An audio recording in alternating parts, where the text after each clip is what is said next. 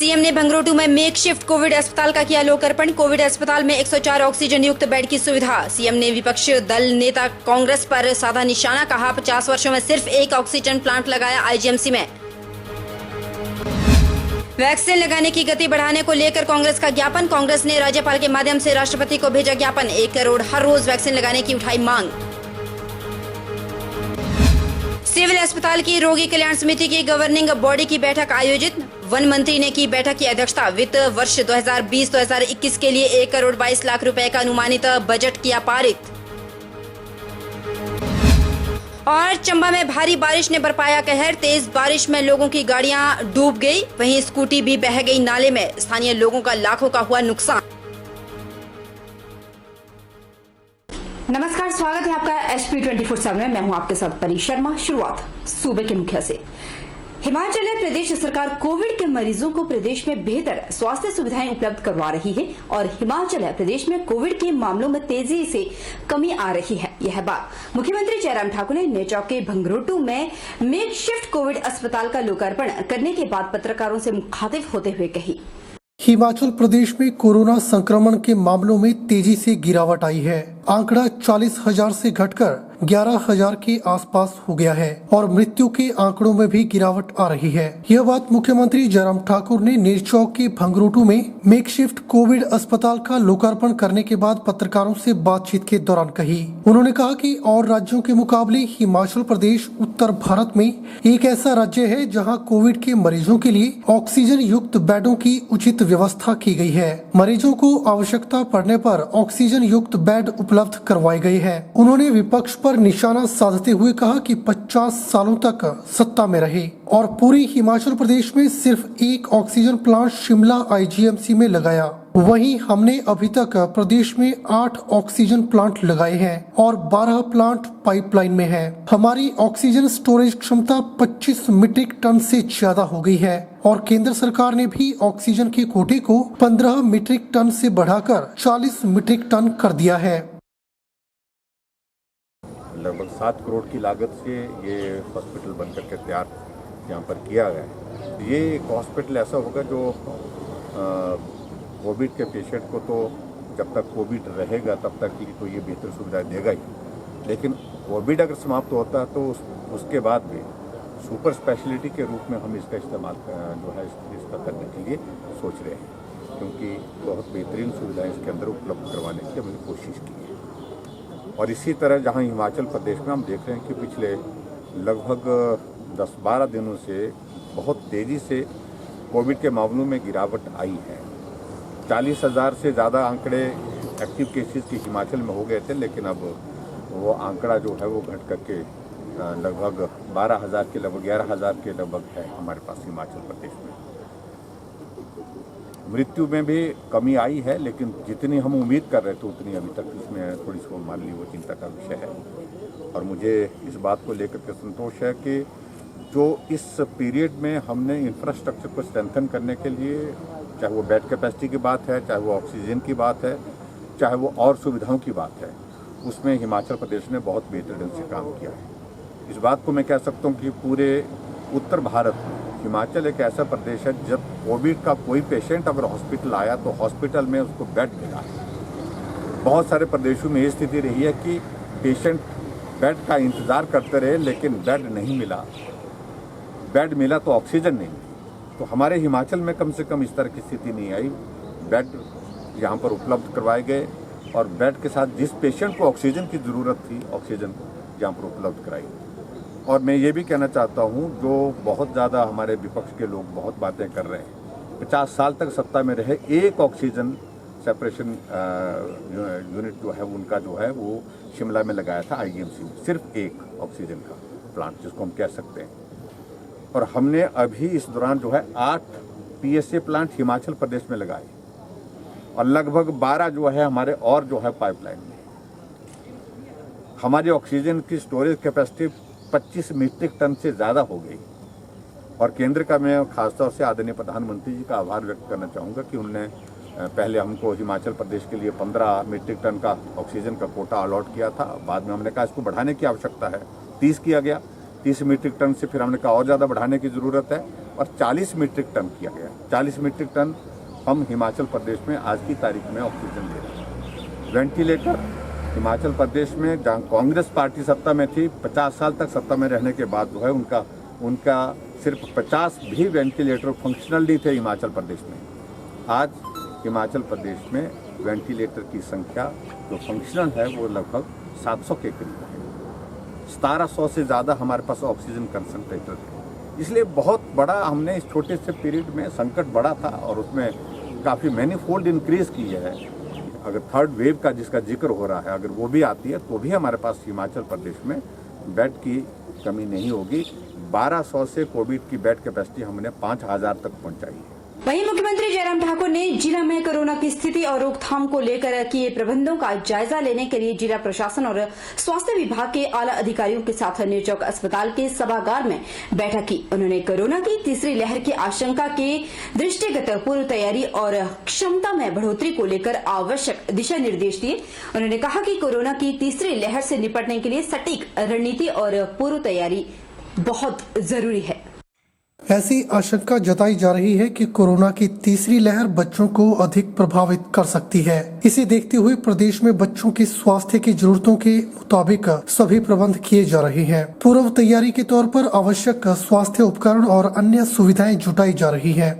उन्होंने कोरोना टीकाकरण कार्य का जिक्र करते हुए कहा कि प्रदेश में 45 से अधिक आयु के लोगों के टीकाकरण का कार्य सुचारू रूप से चल रहा है। 15 जून के बाद प्रदेश में 18+ समूह के लिए फिर से वैक्सीन उपलब्ध हो जाएगी और वैक्सीन का कार्य तेज गति से चलेगा।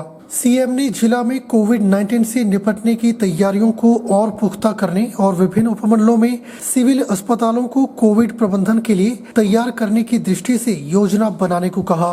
बैठक में जल शक्ति मंत्री महेंद्र सिंह ठाकुर ने विभिन्न सिविल अस्पतालों में कोविड उपचार के अनुरूप उपयुक्त व्यवस्था विकसित करने की जरूरत को रेखांकित किया।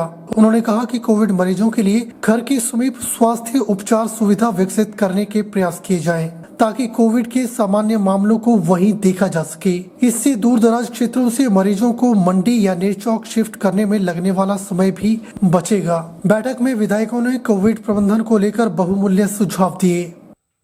इम्पोर्टेंट पार्ट ये है कि अब तीसरी वेव का जो जिक्र हो रहा है हमने उसकी प्रेपरेशन के लिए भी कह दिया है कि अब कहाँ हम उस तरह से कहा जा रहा है कि जो थर्ड वेव होगी ये बच्चों को ज़्यादा प्रभावित करेगी और बच्चों को प्रभावित करेगी तो स्वाभाविक रूप से हमारी तैयारी उस तरह से होनी पड़ेगी उसके लिए, क्योंकि बहुत सारे पैरामीटर्स उस तरह के हैं बच्चों के हेल्थ के जो होते हैं जो टेक्निकली जो है वो अलग तरह से उनको हैंडल करना पड़ेगा और उस तरह से जो भी हमको इक्विपमेंट की रिक्वायरमेंट है इक्विपमेंट के साथ साथ में और चीज़ों को हमको तैयार करने के लिए उस तरह से करना पड़ेगा।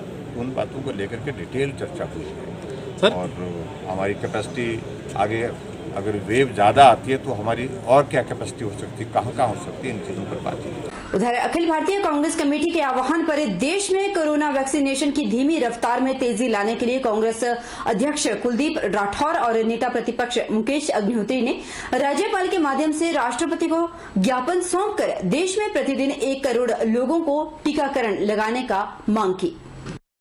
कांग्रेस का कहना है कि जिस रफ्तार से टीकाकरण हो रहा है उससे यह 5 वर्षीय योजना बनकर रह जाएगा, जिससे महामारी पर काबू पाना संभव नहीं होगा। पार्टी प्रदेश अध्यक्ष कुलदीप राठौर ने कहा कि कोविड संक्रमण से मृत्यु दर बढ़ी है। देश में वैक्सीनेशन की रफ्तार धीमी गति से चली है। इस रफ्तार से टीकाकरण में बरसों लग जाएंगे। अभी देश में प्रतिदिन केवल 16 लाख लोगों को ही टीका लग रहा है। उन्होंने कहा कि एक दिन में 1 करोड़ लोगों को टीका लगना चाहिए, तभी महामारी पर काबू पाया जा सकता है। उन्होंने कहा कि आज सभी राज्यों में कांग्रेस राज्यपाल को ज्ञापन सौंपकर वैक्सीन की गति बढ़ाने की मांग की। वहीं प्रदेश के बॉर्डर पर बढ़ रही चीन की गतिविधियों को भी राज्यपाल के ध्यान में लाया गया है और सुरक्षा पुख्ता करने की मांग की गई। इसके अलावा कांग्रेस ने अपने कार्यालय के 2 फ्लोर कोविड मरीजों के इलाज के लिए देने का प्रस्ताव दिया। हमारी जो कांग्रेस पार्टी की मांग है, ये राष्ट्रव्यापी मांग है कि अभी 16 लाख के करीब जो है टीके एक दिन में लग रहे हैं, जो बहुत कम है। इस रफ्तार से अगर लगते रहे तो बहुत ज़्यादा समय लगेगा, बरसों लगेंगे। तो कांग्रेस पार्टी की ये मांग है कि कम से कम एक दिन में 1 करोड़ टीके लगने चाहिए और ये वैक्सीनेशन जो है फ्री होना चाहिए और इसकी रफ्तार जो है बढ़ाई जानी चाहिए। तो ये हमारा मुख्य मुद्दा था जिसको लेके हमने गवर्नर साहब को मेमोरेंडम दिया। तो हमने राज्यपाल महोदय जी को याद दिलाया कि पिछले वर्ष 5 अगस्त को हम राज्यपाल महोदय से मिले थे और हमने जो वहाँ गतिविधियाँ चल रही थी उनकी जानकारी जो है राज्यपाल महोदय को भी दी थी और इनकी मार्फत हमने देश के जो रक्षा मंत्री हैं उनको भी पत्र लिखा था कि इसका संज्ञान लिया जाना चाहिए। लेकिन अफसोस है कि कोई कार्रवाई नहीं हुई और इन 10 महीनों में सतलुज में बहुत ज़्यादा पानी बह चुका है। अब मुख्यमंत्री जी वहाँ गए तो हमने गवर्नर साहब को कहा कि आप इस बात को गंभीरता से लें क्योंकि हमारी जो सीमांत क्षेत्र के हमारे जो लोग हैं वो अपने आप को बहुत असुरक्षित महसूस कर रहे हैं। उधर वन युवा सेवाएं एवं खेल मंत्री राकेश पठानिया की अध्यक्षता में वीरवार को मलकवाल में रोगी कल्याण समिति की गवर्निंग बॉडी की बैठक आयोजित की गई। बैठक में समिति के माध्यम से अस्पताल में कार्यों के संचालन हेतु वित्त वर्ष 2020-2021 के लिए 1 करोड़ 22 लाख रुपए के अनुमानित बजट को पारित किया गया। इसके अतिरिक्त अस्पताल द्वारा गत वर्ष के आय व्यय को भी पारित किया गया। बताते चले कि कोविड के कारण लगाए गए लॉकडाउन के चलते वित्त वर्ष 2020-2021 के प्रस्ताव आगामी 31 मार्च तक प्रभावी रखे गए हैं।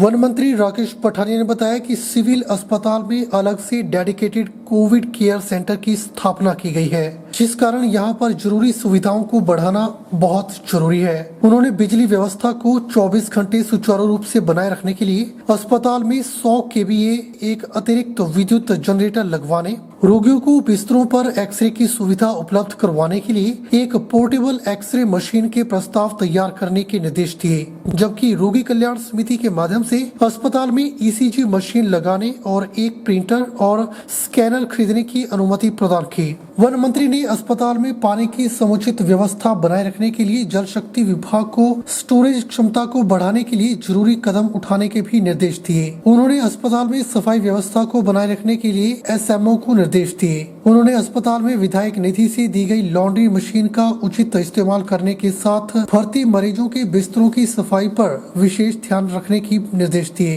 राकेश पठानिया ने SMO को अस्पताल के OPD ब्लॉक में लगने वाली लंबी लाइनों से निजात दिलाने के लिए अतिरिक्त पर्ची काउंटर लगवाने के निर्देश दिए। आज हमारे RKS की बैठक थी, नूरपुर RKS की, जिसमें पूरे हॉस्पिटल की वर्किंग रिव्यू किया गया। अब क्योंकि नूरपुर का हॉस्पिटल एक कोविड डेडिकेटेड हॉस्पिटल है तो उसके अंदर सारी किस्म की व्यवस्थाएं ठीक हो। एक नया जनरेटर इसमें प्रपोज किया गया, एक पानी की नई टैंकी प्रपोज की गई है और बहुत से सुधार के काम जो है इसमें प्रपोज किए गए हैं। सालाना बजट भी इसमें पास किया गया है और नए प्रपोजल्स को भी आज इंट्रोड्यूस किया गया है। ये सफलतापूर्वक ये बैठक समाप्त। हिमाचल के जिला चंबा की ओर रुख कर लेते हैं, जहां की तस्वीरें बेहद चौंकाने वाली है। पिछले कई दिनों से यहां हर रोज शाम के वक्त कहीं ना कहीं बारिश होती ही रहती है और ये बारिश अपना तांडव दिखा रही है। तस्वीरें हम आपको चंबा की दिखा रहे हैं। कल देर शाम जिला मुख्यालय चंबा से करीब 5 किलोमीटर दूर मुगला और करिया के मध्य इतनी तेज बारिश हुई कि लोगों की गाड़ियां तो छोड़ो, यहाँ हर चीज डूब गई और पानी में डूबने की हम आपको ये तस्वीरें दिखा रहे हैं। क्या गाड़ियां, क्या स्कूटी, हर चीज यहां पर बहती हुई नजर आ रही है। तस्वीरों में आप देख सकते हैं। हालांकि इससे किसी की जान को अभी तक नुकसान नहीं पहुंचा है, लेकिन लोगों का नुकसान काफी हुआ है। बताते चले कि करीब आधे घंटे तक हुई इस बारिश ने इस कदर तांडव मचाया कि वहां के स्थानीय लोगों का लाखों का नुकसान होने की अब तक खबर आ चुकी है। यहाँ रुकेंगे छोटे से ब्रेक के लिए। ब्रेक उस पर फौरन लौटेंगे, बन रहे हमारे साथ।